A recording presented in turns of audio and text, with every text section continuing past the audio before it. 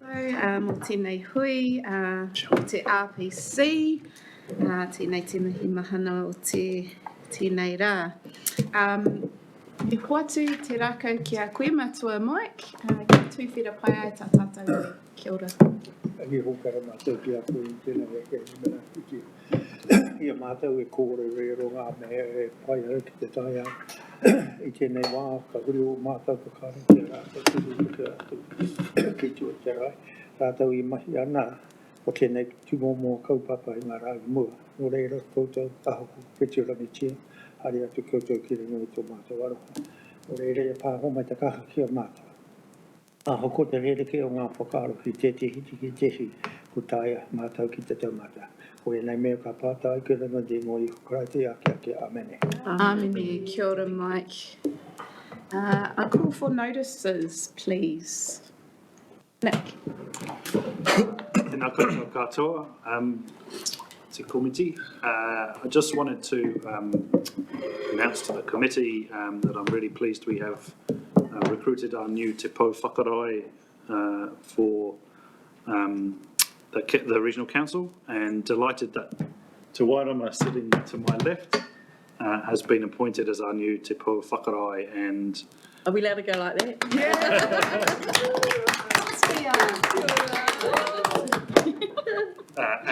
And a huge thanks to both Tanya and Mike, who helped us extensively in that recruitment process. Te Wairama will carry on in her interim role until sometime at the beginning of April, and then she'll leave the building for a couple of weeks, have a bit of leave, do some work to move over to the region, and then we'll formally bring her back in the appropriate tikanga into her new role. So just wanted to let the committee Kia ora, thank you. Great news. Pai te Wairama. Are there any other notices? Welcome to Jenny. Kia ora, Jenny, and we have you online. Kia ora. Kia ora. Ngā mihi.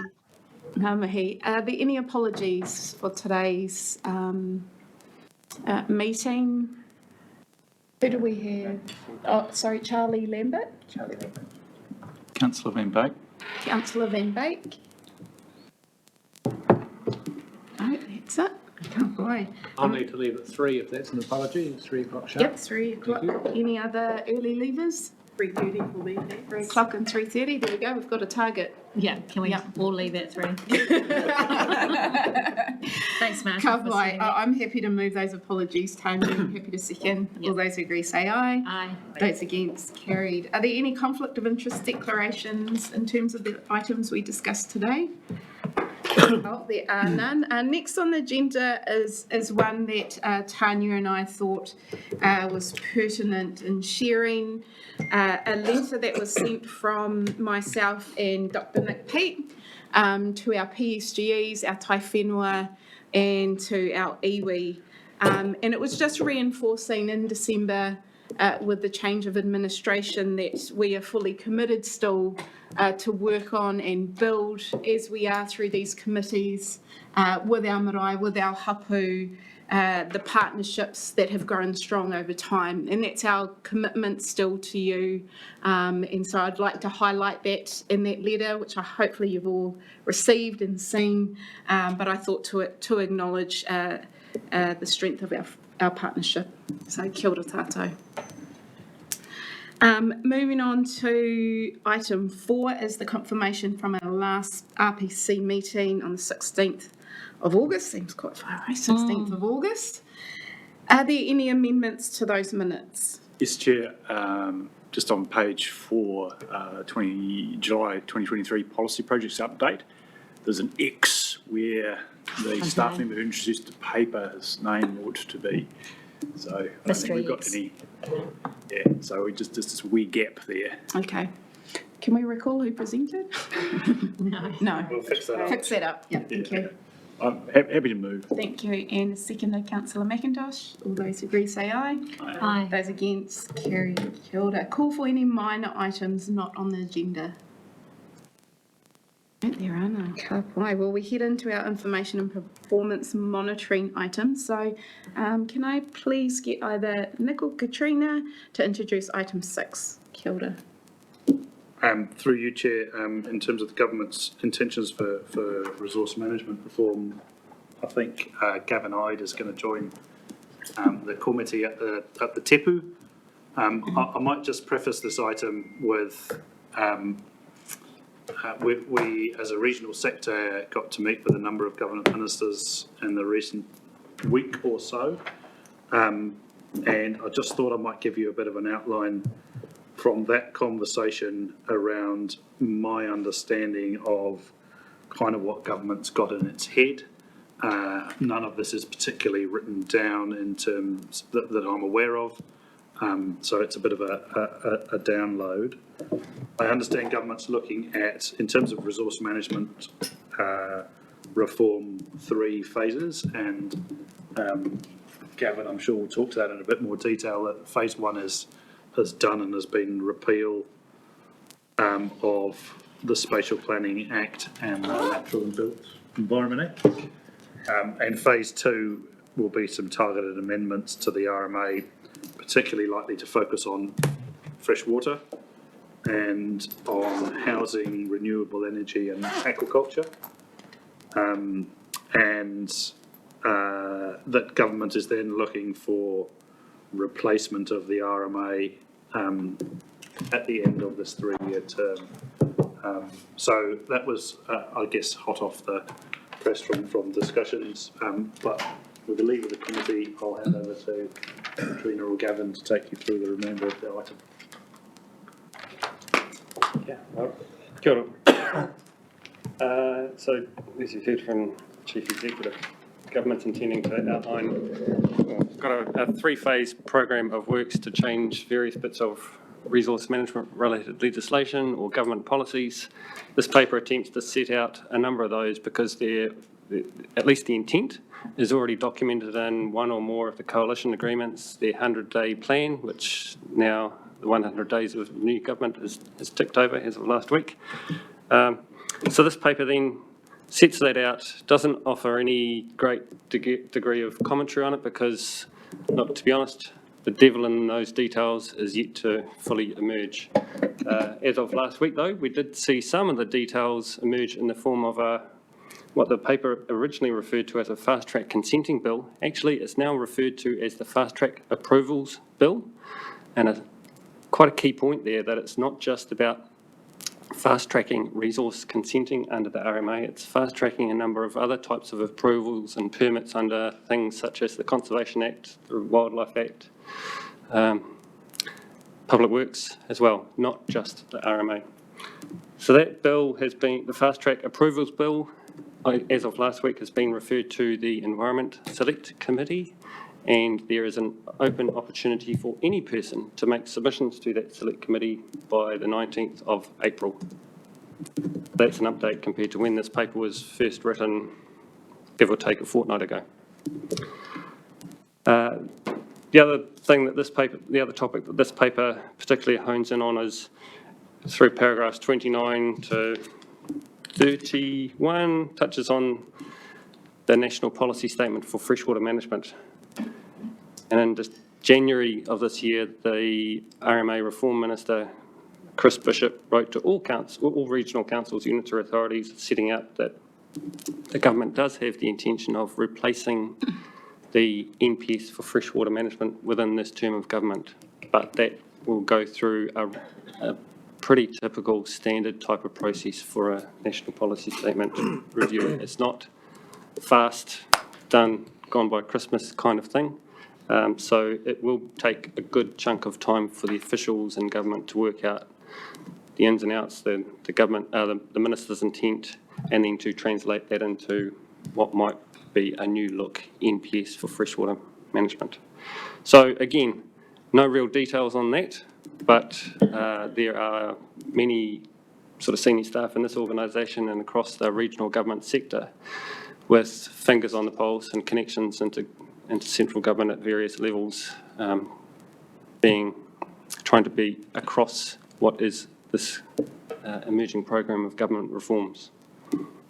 So that, I'm happy to take any questions. Thank Whether I you. can answer them in any detail remains to be seen. I think it would be useful, possibly Katrina, your insight into how any of these changes, whether it be RMA reform or NPS FM, how that impacts on our body of work as an organisation, but more particularly for the RPC and the Kotahi plan.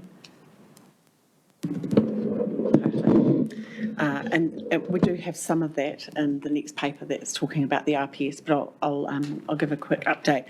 So how that impacts really is that we are in, currently we have a piece of legislation that is in place, the NPS FM 2020.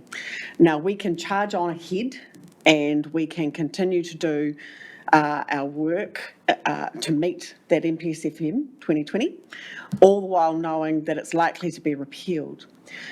If we continue to do that, we would end up in a similar situation, interestingly enough, that we are with TANK. So TANK is currently in the Environment Court. Part of the appeals that we have on TANK are that it didn't meet the NPS FM 2020 because at the time we wrote it under the NPS FM 2017. This would be the counter of that, where we would be writing it under the NPS FM 2020. We would likely get appeals if we proceeded on that track, on the basis that it wouldn't reflect either what the new NPS FM has done. Counter to that, any regional council, any region can determine to have measures in its plan that are over and above a national policy statement. We can choose to be more stringent, but we can't be less stringent in a regional plan. So where does that leave us? It leaves us carrying on doing our work. We know what the environmental challenges are in the region. We know that water quality and water quantity are big issues for our region. We know that hill country erosion is a big issue in this region. We also have a lot of other work that we need to get on with, and I'm kind of stepping into the next paper. I'll try not to do that so much, but we've got integrated land management. We need to think about. We've got a coastal plan that's due for review. We've got a regional policy statement that's due for review. We've got transport sectors that need updating. So there's lots of work that we can continue on with while we wait for the changes in freshwater plan. To some extent wait, but carry on. So it's a carry on, but don't go too far ahead. So we are currently engaging in contracts with our post-settlement governance entities for the vision, value and Te Mana o Te Waia objectives work. We are continuing that work because we can choose to include that in our regional plan if we so choose.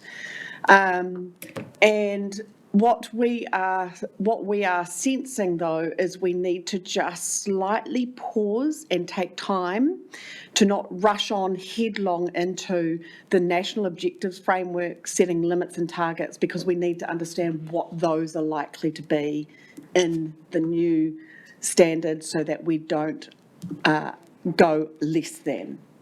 So we need to at least meet the new NPS FM in terms of those provisions. But in all reality, we're a long way away from getting to that part of the work program anyway. So long story, probably I've made longer than I needed to, which is our work continues because the environmental pressures are not going away. Thank you, kia ora. Questions for the team up here? I have a question for you, Gavin. Just on the fast track approvals bill, which came out last Wednesday, I think it was, with submissions due about 19 April or something like that. Can we put in a submission agreed to or with input from this committee on that in relation to specifically in relation to the Regional Planning Committee and our statutory functions, because we've always agreed that as a committee and as a council, we continue to support that treaty settlement redress, which is what this committee is. The issue being that the fast track approvals bill has a whole lot of different weightings in the draft around what's where. And I know, no, we haven't had a presentation on that yet, and I know it's only just come out. There's an undertaking that treaty settlements will be upheld.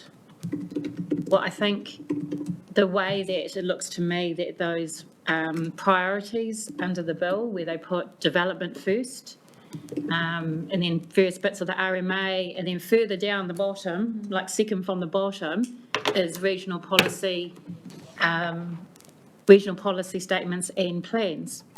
And the whole point of this committee was to enable us, all of us, in partnership, to have input into those under the RMA scheme, which now seems to be, for certain applications, the whole priority looks like it's going to be changed in terms of the weighting. But the whole point of us having a treaty settlement for all our iwi groups was to have input and to have that be part of the planning process and therefore the consenting process. So I'd like to put to this committee today that we ask staff to have a look at putting in some submissions. I know there'll be submissions about the bill generally from a council perspective, but specifically about this committee and its status as a treaty settlement redress, and just having some analysis of that and what does that mean. I just think it would be good if it came from us as a group rather than individual PSGEs and council separately. I think it's a great idea. So the 19th of April is when submissions have to be in by. Yeah. So if we can get some general agreement around this table, that on behalf of the Regional Planning Committee, we'd like to see heavier weighting be considered, or Well, just some analysis, Just because some I actually think analysis this first. committee's got a purpose, and I think it's being undermined by this fast-track process. Exploring that. I don't have a definitive view on it, but just my quick 5-minute look at someone's briefing on the bill made me worried about that. Nick? Through you, Chair, I think that's a good idea, and we can do that. I would really value if there is some treaty nuance that might come through the PSGEs and your advisors to help with our staff with that piece, so that we get that really right. Also, with this fast track continuing bill, or whatever it's going to be called, there's actually no treaty clause at all. Only that there's a clause pertaining to the treaty settlements groups, but no treaty clause. And this is the sign of what's to come. So, that's one thing that's stuck out. Put out. Thank you, Michelle. Martin? Just going to talk with that in the sense that, I mean, at one level, the fast track bill isn't about approving plans, and this committee is primarily about approving new regulatory frameworks, but it does relegate our plans to the bottom of the heap. And as Michelle's just shared, it says that the first thing you have regard to is the purpose of the new act, which is to deliver projects of regional national significance fast. The second thing you have regard to is not part 2 of the RMA, but sections 5, 6 and 7 of the RMA. In order, yeah. But there's no 8. No. And it's 8 of the RMA, so no one has to have regard to the principles of tutility in making decisions under the fast track bill. So that would seem to be, from this committee's perspective, a direct target of a potential submission. What I'm less clear on is how, given that treaty settlements are in place, the bill would otherwise impact on the work of this committee. What it would do is relegate the outputs of this committee to a lower place for so long as that legislation survives. Are you with me? It's kind of an indirect point Michelle made, is a direct hit, but it's more indirect and subtle in terms of the status of planning instruments. Can I just make a comment too? There's been a big focus on upholding treaty settlements, and I'm not sure how familiar councillors are with treaty settlements, but that is the bare minimum, really, of what could be negotiated with the Crown in terms of redress. It's actually not about the Treaty of Waitangi or upholding the principles. It's a negotiated deal at a point in time that is not the measure of what the Crown's treaty obligations are. It is just a settlement. So the whole notion that you hear out there in the public of, well, we'll uphold treaty settlements, I think the Crown's just got it in its mind that, oh yeah, we won't tamper with specific redress, but the redress is so minute compared to the loss, so that's all I'm saying. The redress is a lot of it is so weak when you actually look at it.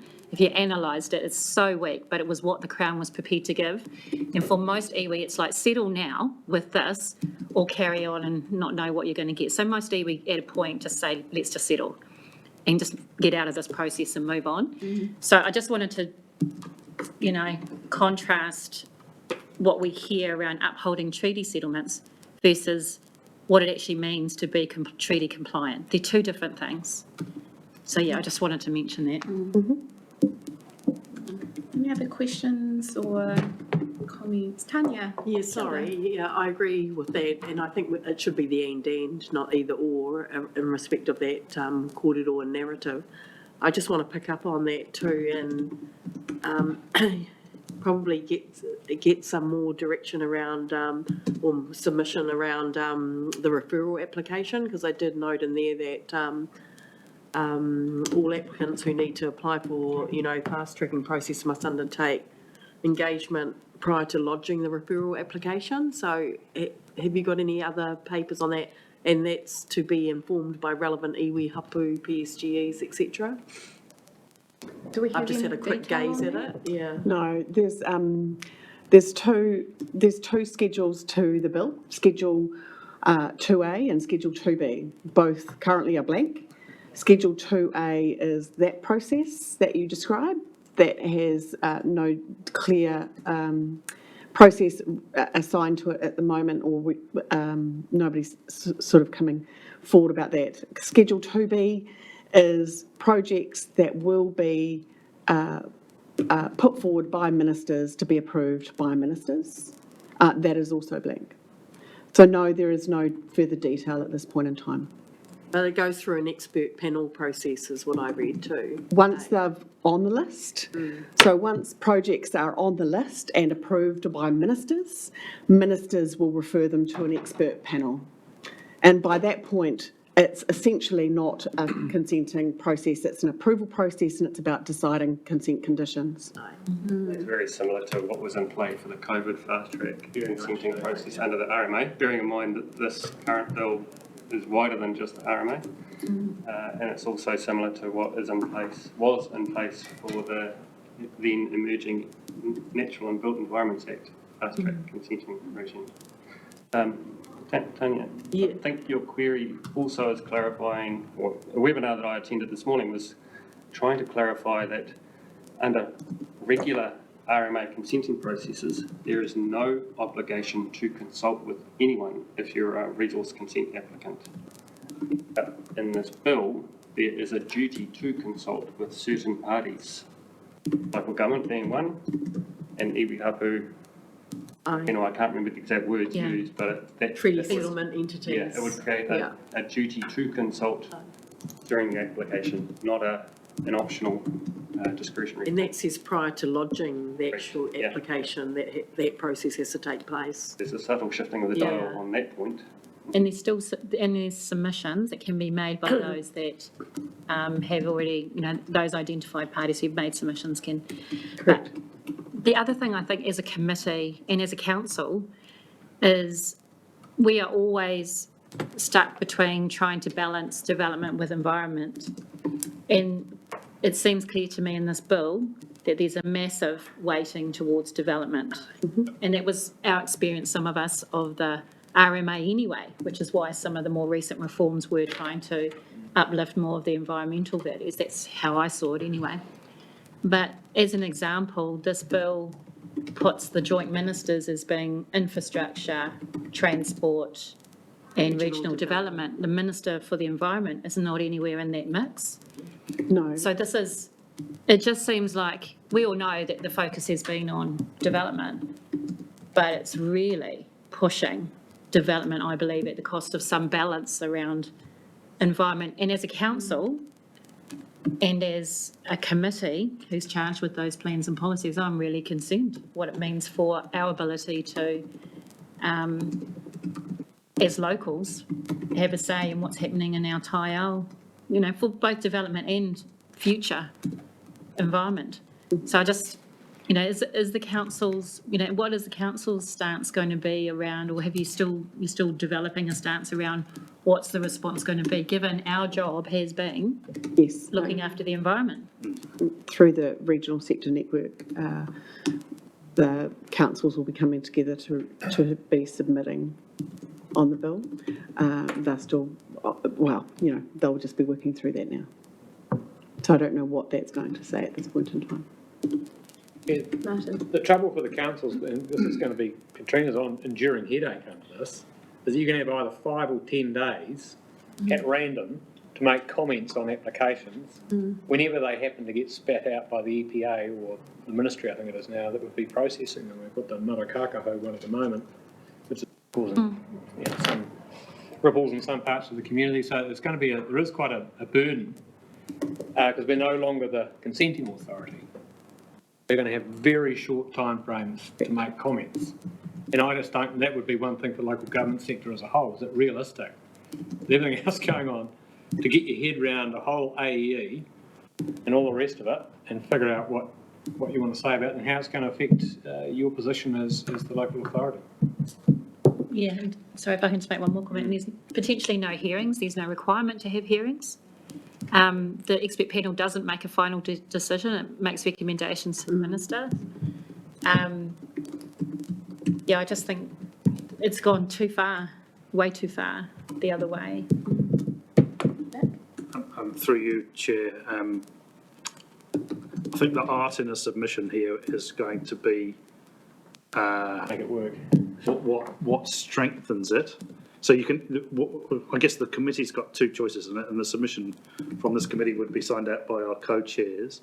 You can either go in really hard with, we don't like any of it, or you go in hard with, these are the things we don't like, and here's some things that we think you could do to strengthen it. But they're kind of two different tactical ways forward. And I think for people who are starting to help craft a submission on your behalf, it'd be useful to get a flavour of kind of, are you in the, just want to go hard with, we don't like any of it? Or do you want us to look at, here's what we don't like because it undermines the relationship here and the work with the Taiao, and here's some ways to strengthen it. That's a tactical kind of a discussion. Councillor Harding, did you have comment on? Kia ora, Chair. Just an observation and a question for staff, please. My observation is that Tau iwi are equally affected in Hawke's Bay by this. So, both sides of the partnership, their rights and interests are being threatened, I think, so people on all sides are concerned. And my question, we're just trying to understand the process of, so at one level, we've got the risk of ultimate sign-off by a bunch of ministers focused on values outside of our values. But before that, we have a hearings commission or whatever the word is. So there's a hearings panel.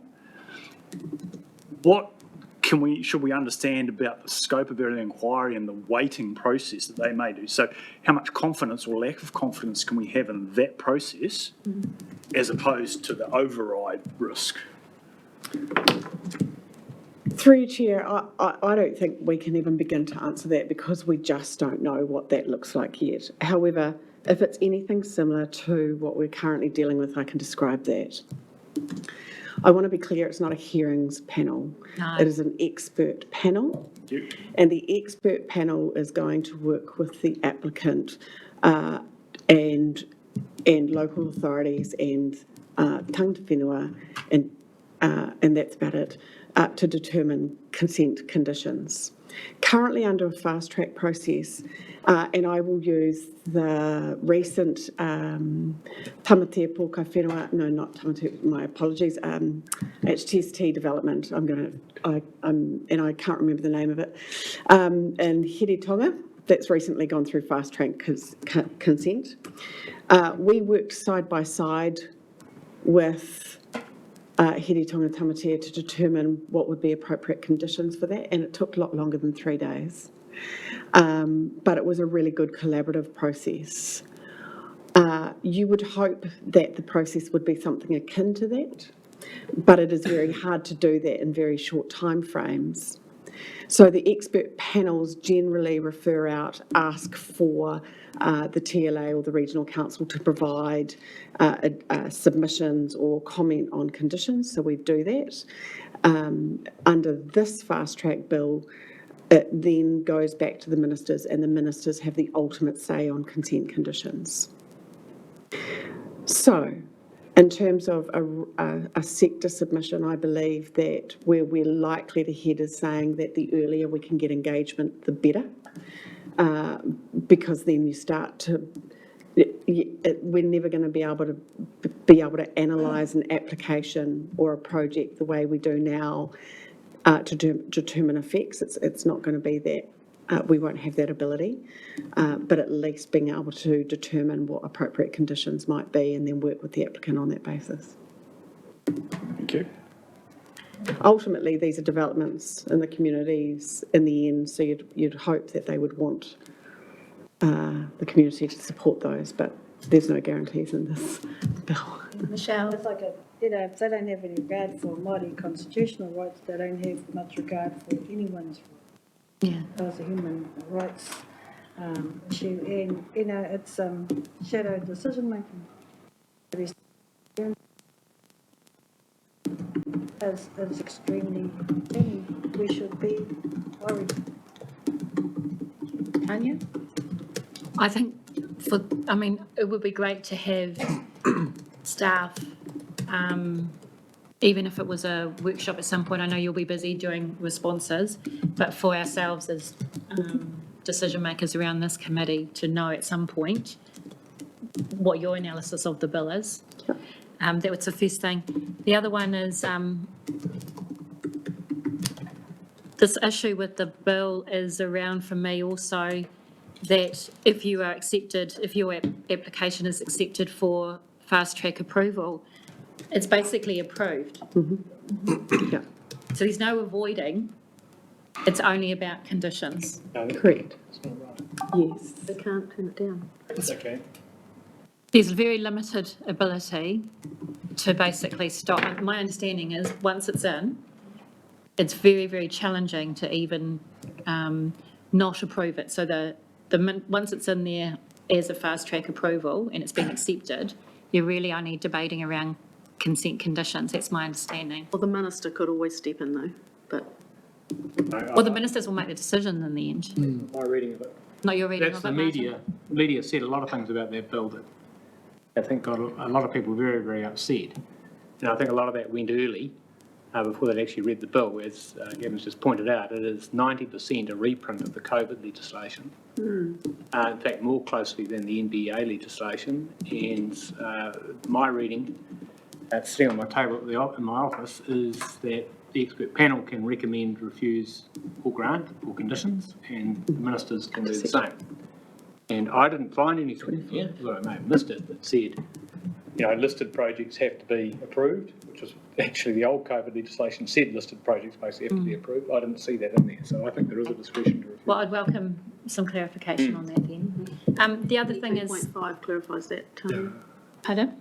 In the paper, 22.5 speaks to that. Okay, so the other thing is, did I read it right, that even prohibited activities could be, Yes, yeah, approved. could be approved? Yeah. So that's where we might have gone through a process and other councils have gone through a process and said that an activity is prohibited in our region, they can overrule that. So I think coming back to the proposal for submissions, Nick, you were asking, should we be going hard, just, outright don't like a lot of things to do with this, or being helpful and suggesting how it could be softened in some ways or rebalanced? We probably need to do both if possible. Yep, it's good to have that guidance. Jock? Yeah, I think from a general perspective, it's quite important for us around the table to be of the view that nobody's trying to annoy anyone about this. I think if Māori interests aren't being taken seriously, then that's an issue. If environmental interests aren't being taken seriously, then that's an issue. But if people who want to do stuff aren't being taken seriously, in inverted commas, developers in the broader sense, then that's an issue too. All we're really trying to do is balance the rights of all parties, and in respect of the sort of commentary you might put around it, Nick, I would err on the side of being helpful. I just think from our, or generally speaking, there's feedback I often receive is this huge frustration about the bureaucratic difficulty of getting stuff done generally. And so I think I actually agree with everything that people have been saying, but I suppose the point I'm getting to is we just need balance with our response. No other comments or questions. We're okay to move on to the next item, knowing that we're going to have more information come from the team before submission goes in. We've heard the be a balanced approach, but being really helpful and how it can be strengthened. Yes. Yep. And if you're happy, Tanya and I can lead out and converse with us all, when it's time to send in that submission. Tanya? Chair, I just wanted to ask, are there any current, fast tracking applications that are being considered to go forward? We don't know. That anyone's aware of? So through you, Chair, we don't know. We're not privy to that, but I have seen some legal firms calling for their clients to identify them. And I'm aware the Minister of Regional Development held a meeting last week in Auckland with a number of interested groups for fast tracking. So I think I think while we're doing this process, we need to consider at Hawke's Bay, and what projects we should be putting up at some stage.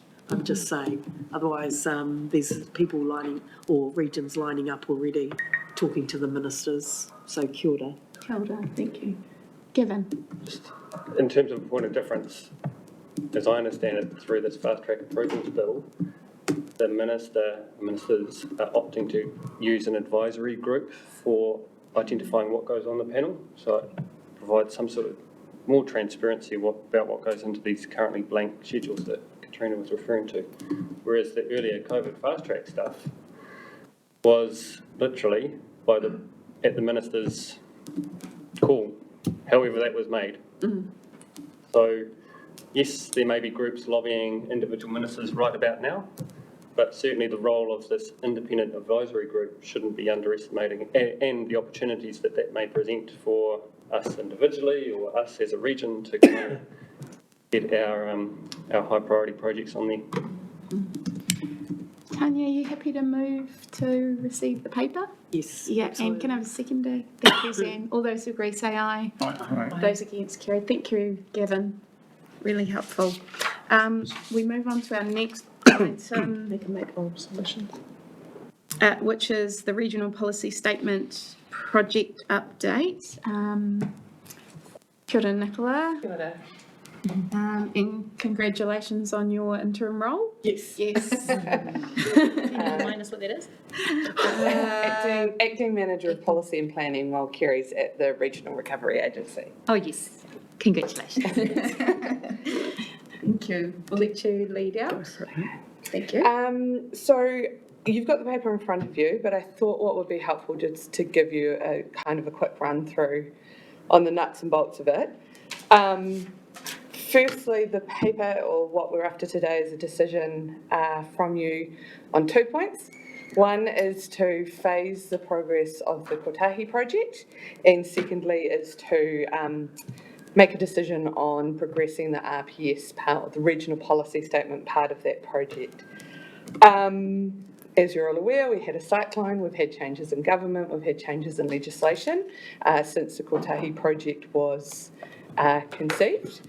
And so what we're seeking to do is previously we were going to progress the regional policy statement and the RRMP, the Regional Resource Management Plan, and the Coastal Plan all together as one. What we're looking to do now is to bring the regional policy statement part of that program forward and to work on that. And which is, the RPS is actually a really important planning tool that we have here. It sets the direction for this organisation. It sets how we're going to deal. Well, firstly, it identifies the issues within the region and then how we're going to deal with those issues. So it's a really key guiding document. So it's really important. It also not only speaks to the environmental plan and the coastal plan that we have in this organisation, but it also can direct and speak to the other councils' plans within the region. So you mentioned before about we can choose to be more stringent. So good example could be something around biodiversity. We could look to partner with our other councils through the work that we put into our regional policy statement around that. So the kind of the crux of why we're seeking to progress the regional policy statement first is it gives us a little bit more flexibility with the changes that are going on in the planning space, and it allows us to really set those issues in stone, understand those issues really well, and then set that direction without being blown around by the winds of central government change too much. There is also the thought that if we did move into a spatial planning area, that this would be a really good foundational piece of work to identify those issues. So if you start thinking like about land use and climate change, managed retreat, things like that, highly productive soils, where we're going to put our urban people to keep them safe from natural hazards, it's really quite integral to all of that work and that understanding. So we're really keen to get on with this work. We think that it's a really important piece of work to do for our region. And this, we still want to come and work at place with all of our PSGs and our stakeholders, and we really want to understand those issues that are still happening. Yeah, I think that probably wraps it up. Yeah, so just to pick up on the discussion that we had on the first item, and that was that the vision and values and Te Mana Otawai objective work, that will still, the vision and values particularly will come into the RPS work. So it's setting that vision for our environment, for the region, it's setting a strategic framework. Trainer. Questions or comments? Sam? Kia ora, Chair. Thanks, Nicola, for the introduction. That's great. What I just want to get is some more clarity about the staging of this, is to eventually get to notification of a plan or parts of a plan, and to what extent one piece could get so far ahead of the other that we don't end up with an integrated whole. And just develop that point slightly. If you get to the point of setting both objectives, policies, and methods, but don't have a clear idea about how those are going to translate into rules, then you could end up with a mismatch or problems once you get to the rules that are driven by policy and the risk of unintended consequences. So I'm just trying to understand how far we go down the track. I think the proposition sounds sensible, just looking for that clarity. Yeah, look, I'll take that one. That's a conversation that we've been having in the office, actually. And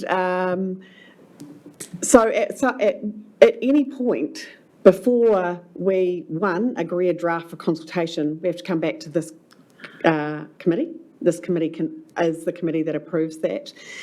And it's going to take some time for the team to write the RPS. There's a lot of work that we need to do. And so what we are thinking is that we will have a stage gate, essentially. When we've got a draft, it's about saying, okay, where are we at with central government legislation? How far away are we with rules or not? And what does the environment look like? I think we need to just be prepared to be a little bit flexible there, and either hold it back and wait or push ahead and go at the time that's right. So it's not an answer, it's saying we are aware and awake to that very issue, and know that that is going to be a very real decision that we have to make as a committee, or you have to make as a committee at some point in the future, and we will bring that to you. Yeah, look, and the great clarity that you provided in that answer is that essentially the gatekeeper is the RPC, so we can work through that. Correct. Yeah. Just probably a little bit of background information is that we've had requests from our other councils in the region to provide them with that direction, especially on topics like biodiversity, climate change, and of course natural hazards at the moment. So they're really seeking us to provide leadership in that space. So, yeah, Yeah, our plan is very old. 2006. 2006. Our region's moved on a lot since then, and we're not providing the direction to the region through the RPS that we should be. Okay, Tanya? Yeah, I think we had discussed this a little bit at our tangata whenua hui with Ricky Ellison, who actually gives his apologies. I forgot to express that earlier. He's at a wedding down south, but he thought it was a good idea, and I agree, to progress this work, particularly because we're still committed to all the engagement that we've been talking about anyway, and so none of that's going to change, and all this work feeds into both the policy statement and the plan. So, yeah, I'm very supportive of it and just carrying on the work. I did have a question, probably goes to a little bit of what you were saying, Zan, which is around if we're developing the regional policy statement and then we develop the regional plan and then they come together to form the Kotahi plan, can we agree, at least in principle, that nothing's agreed till it's all agreed, just so that we don't agree to a policy statement and then we get to the plan and then find that actually we should have tweaked these bits in the policy statement? Yeah. Because it's all going to be part of one plan. Yeah. And I think that would give people some comfort that we're not agreeing to something in stage one that we realise in stage two we should tweak. And that's part of our policy development as well. We're going through this RPS phase, kind of keeping an eye on that potential rule framework so we understand the interplay between the two of them. Yeah. Yeah, absolutely. And look, through you, Chair, that's going to be beneficial for this organisation, because ultimately if we go out with an RPS and then we come out separately with a plan, we'll end up with appeals on the RPS because people don't like how it's reflected in the rules. And so it's best to keep them close together, is my sense. It's still one, just part one, part two. Correct. So it's just allowing us to get on with this first part of the work while there's still a little bit of uncertainty around legislation, rather than holding up the whole Yeah, work. thank you. Thank you. Are there any further questions? Yeah, I just wanted to total what Tanya said, and also it is a moving feast a bit, I guess, with uncertainty. But also we value the time that's been put into the vision and values with our settlement entities. So I guess if some more work could be done clarifying all of that and working with our people, that would be really appreciated too. So, kia ora. Thank you. Okay. Yeah, Thompson. Kia ora. I'm just supporting what's been said for you, Madam Chair, both Tanias. I want to support that on a number of layers. One of them is just relating back to the national policy statement stuff, and I know that there's the provisions for, and that there's an anticipation by tangata whenua groups, or partners rather, that are going to be watching all of this unfold.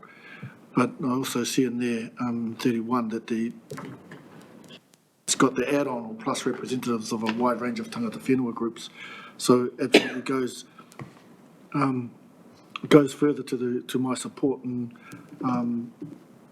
Tanya Hopman's comments around it's not agreed until it's fully agreed, because I know that there's some live conversations that HBRC and engagements are happening at the moment. So I would like to know that those would be included in some of the thinking moving forward. Kia ora. Thank you. Well, we have recommendations 1, 2, and 3. You're happy with the response, Thompson, that they be included? Yeah, good point. And that's essentially endorsing the proposal to divide the Kotahi project into 2 phases, knowing that there are 2 parts really to the one, and endorses the progression of that regional policy statement. I'm happy to. You happy to move in a seconder? Councillor Foley? Okay, all those who agree say aye. Point of order, Chair. Would you get to comment? I just Or would you wondered- like to comment? Yeah, Yes, well, actually, I'd like to propose an amendment.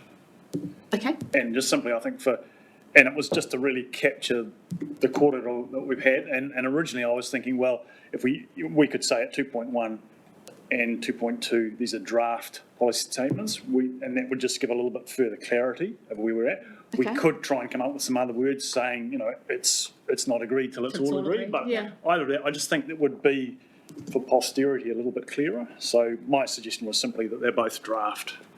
That's the amendment that I wanted to move. The development of draft policy regional policy statement and statement a and draft. government. Yep. RMP. Does that make everyone more comfortable? Is that okay to boy? We've got draft for both of those. Obviously, they come back to this table and in their draft form for us to resolve. Okay, boy? Right. So we have a mover and a second. Any other speakers? Yes, councillor Williams? So I was patiently waiting until it was a motion on the table so I could then discuss my views about the situation. At this point, I believe we're in questions. But anyway, I'm being a pedant. Surprise, surprise. Now, I just wanted to endorse what Katrina said. We know what the issues are for our region. Every time we aim at a particular target, the government changes and flips it the other way. So it creates kind of an impossible situation. But we know what we value. We know what our aspirations are. And we can be more stringent, I agree, than the NPSFM of the day, less so the other way around. But I do think we really need to strive for simplicity. I mean, why can't a regional policy statement be 10 pages long? Give me a reason. How many policies do you need? You've got 10 chapters there, one objective, 5 policies for each. Done. I think we've reached such an age of emergency. Well, I'll start with emergency. We've reached this age of emergency where the only effective things that were done in the planning system last year were by order in council. Okay? So we protest against the Fast Track Act. But you think about it. How else do you consent anything in this country at the moment when no one knows what the planning framework is? We don't even know how to write it. And it takes 10 to 15 years to mint a plan. And it's because the whole system is so utterly broken that the emergency response becomes the only effective way to do anything in the meantime. And I think that says something terrible about our resource management system in terms of whether it's fit for purpose. What we can control is what we value and what we want to do about it. And we can keep this plan as simple and as concise as possible so that we've got some chance of actually minting it before the whole world goes to hell in the handbasket. As simple as that. That's cheery. So, yeah, those are, I guess, my general observations. I do, just one other point on the current activities, and I understand there are contracts with various PSGs to draw out the vision and values, right? That's what you're talking about? We're engaging in those, yes. So there is also, I recall, a whole bunch of drop-ins in 2022 where vision and values from the broader community were put on the tepu. I remember going to one in the Esk Valley, for example. Little did I know. And yeah, so I think there is that backstory of engagement we could draw on as well. Thank you, Chair. Kia ora, thank you. Any other speakers? Up high. Okay, all those who agree with the amendment to draft and 2.1 and 2.2, all those who agree say aye. Aye. Those against, carried. Kia ora, thank you. Thanks, team. We move on to item 9. We have the February 2024 policy projects update. Who would like to lead out on this? We're just Gav, were you coming up? dating or- between ourselves.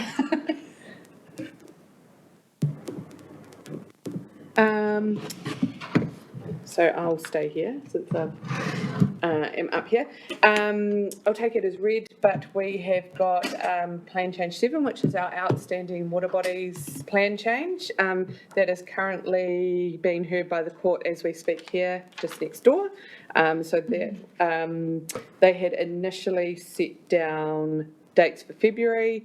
The judge got COVID, so they've moved to the backup dates, which is this week. It is going well, so we will wait to see what happens there. Yep, it's online. Plan change 9, which is our tank plan change.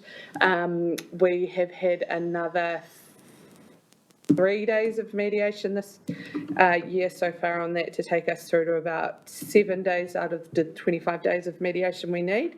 And the next dates are set down for May. So we're progressing that through the year.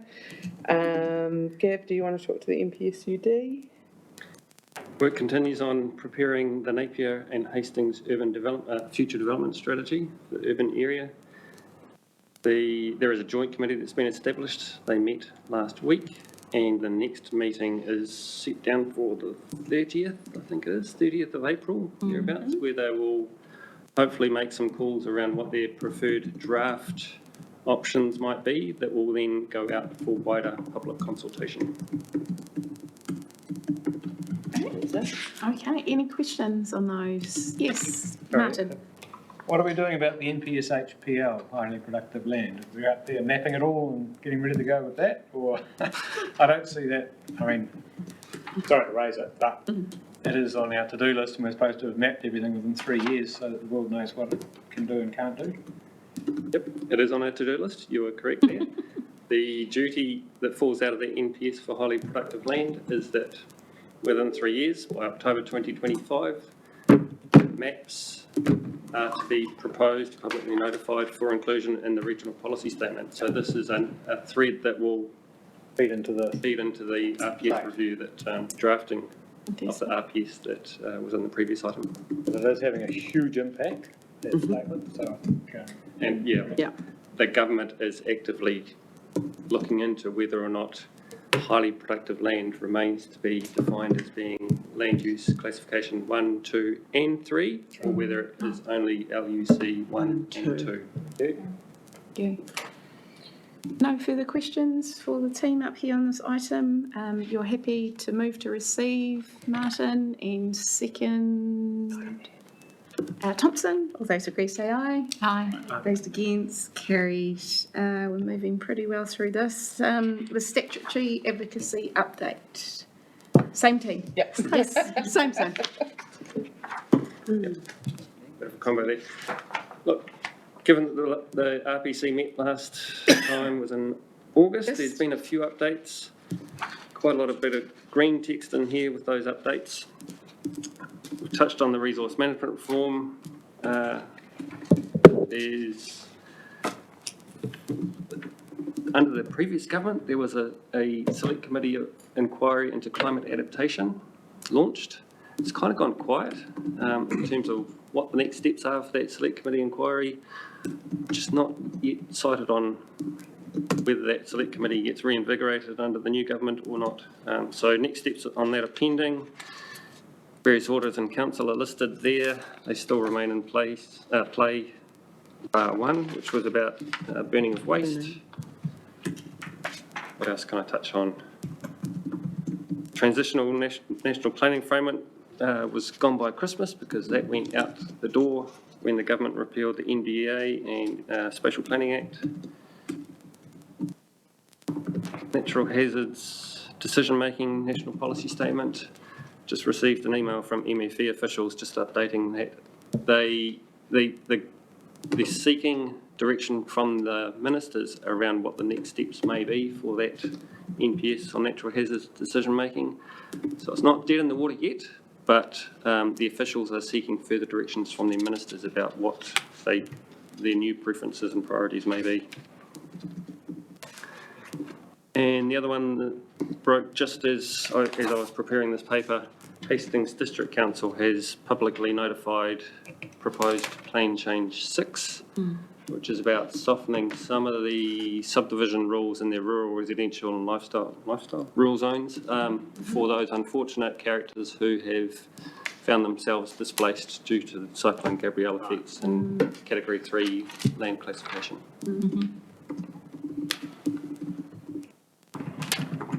Thanks, Gavin.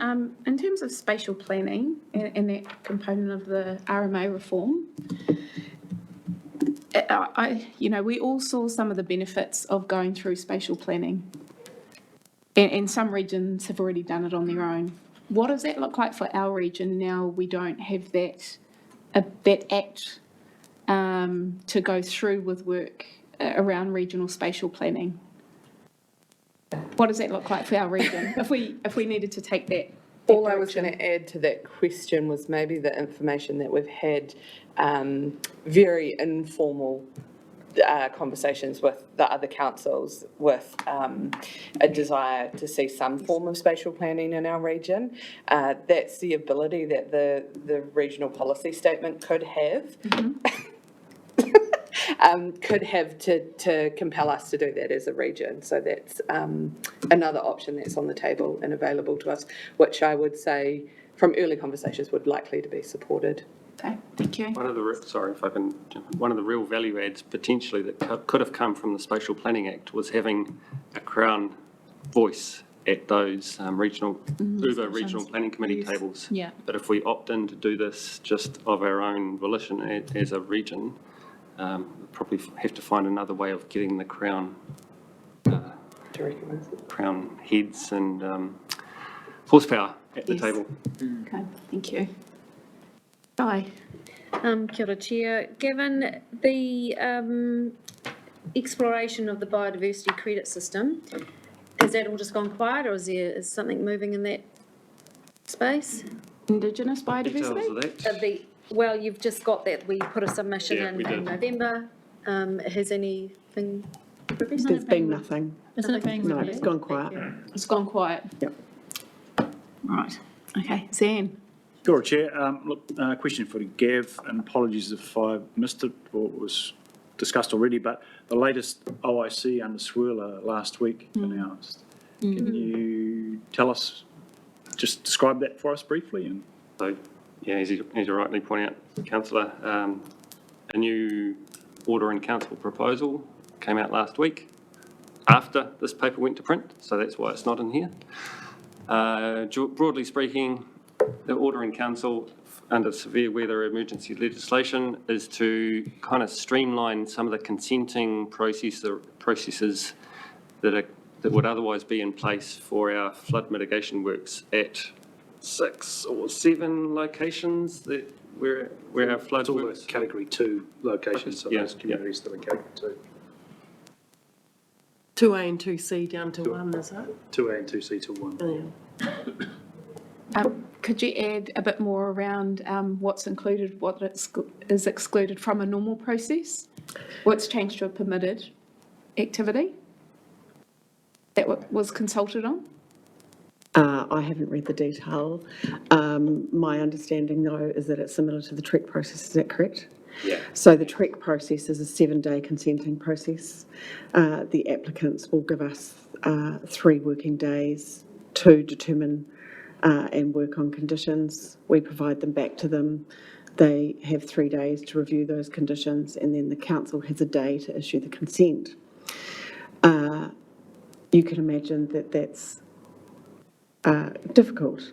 And so the current work that we're doing under TREC with and working with us has actually got a much longer lead-in time there. So we are partnering. We have appointed a person specifically in our consents team to work directly with TREC to understand what they're putting up in front. So, Everybody know what TREC is? oh, sorry. So it's the Transport Recovery East Coast group that is made up of Waka Kotahi and KiwiRail as they begin the rebuild of the East Coast. My apologies for using acronyms. And so it's about their infrastructure rebuild, similar for this order in council. I'm sorry, I am not over the detail of the OIC. I can provide some further comment in writing. I think Nick can add. Just to add, what it does is it makes specifically the flood control mitigation for those, to move those properties from category 2 to category 1, a controlled activity. And that means that there are conditions that will be part of that consent. So the process of understanding environmental effects and managing those, the process of understanding cultural values and making sure that those are looked after in the process still continues. It's not a carte blanche in the way that the fast track process might be construed. And it's very narrowly scoped just to those specific communities. So the normal checks and balances are in there, but the process is condensed. Zane? Yeah, kia ora. Look, if I can just respond to Nick and the team and just thank them for that. I'm aware of it, one instance of this concern in the community as to whether, and the press announcement last week was a little bit misguided in terms of what was happening and whether we were maintaining the process here or we were just handing it all over to central government. I think the point is that this process speeds things up for our flood protection, our recovery, but it's hardwired in the way we're operating is hardwired into the work that we're doing with communities. So it's not bypassing community will or community communication at all. I think that's where we're at. Thank you.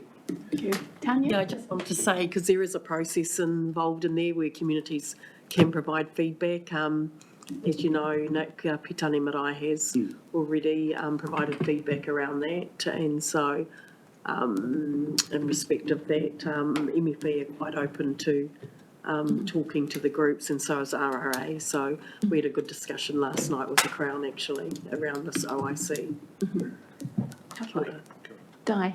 And would it be, kia ora, Chair, would it be reasonable to anticipate that any of those works coming to you for consenting, you would be well aware of them coming? They've got a very long shadow before they actually hit your desk, given that we're actually doing the work. It won't be out of the blue, will it? No, it won't be. And yes, it will have a long lead-in time. Hopefully. Just through you, Chair, just to get clarification, because there's only 8 locations impacted on in that OIC. Nick? Okay, That's I'll go correct, isn't it? north to south, you're asking for. So it's the Category 2 in Wairoa, it's the Category 2 in Whiranaki, it's the Category 2 at Wailohiki, it's the Category 2 at Ohiti Road, Omahu, it's the Category 2 in Pakowhai, it's the Category 2 for Havelock North Streams, and it's the Category 2 for Porongaho. And then industrial Awatoto. And sorry, the pump stations at Awatoto. All right. No further comment or questions? You're right. I'm happy to move this paper and Tanya second. Yes. Either one. All those agree, say aye. Aye. Those against, carried. Kia ora tātou. We've done quite well now. That's the end of our agenda. Ka pai koutou. Really pleased that we can have the team progress the work with the policy statement and come back to us. Really glad to hear about the relationship in terms of the vision and values work going on there. So big congratulations to the team, given you've got the OICs that you've dealt with since August. So, kia ora tātou katoa. If we can please close Matua Mike with a karakia. Just before I do, just to Nick and the team, it's very unsettling times for you. And just note what you said about projects, we can say no, we're just a complete no as far as we're concerned, or a compromise of things of real concern, which I think is the way to go. I remember years ago with the CEO and the chairperson, we went to Parliament, and Shane Jones was talking about, we were talking to Shane Jones about the Rutanapa dam, and he had a couple of ministers there, and one of them said, oh, what about, she was going negative way, and he just said, oh, don't worry about that shit. I'm frightened if we go to the, no, we can't deal with you, he'll just say that, well, okay, we won't listen to them anymore. We've got to get around this, we've got to work for it, otherwise, my long time with the council, 25 odd years, it has to be that sort of policy. How can we keep going ahead for the better of the community? Nō reira, e koutou wā, mate atu koutou mana ke tia ki mana mea tōna mate ke tia ho ihu, ki ringa koutou mata mana whakaarea ke te maramatana. Ake. Amen. Kia ora tātou.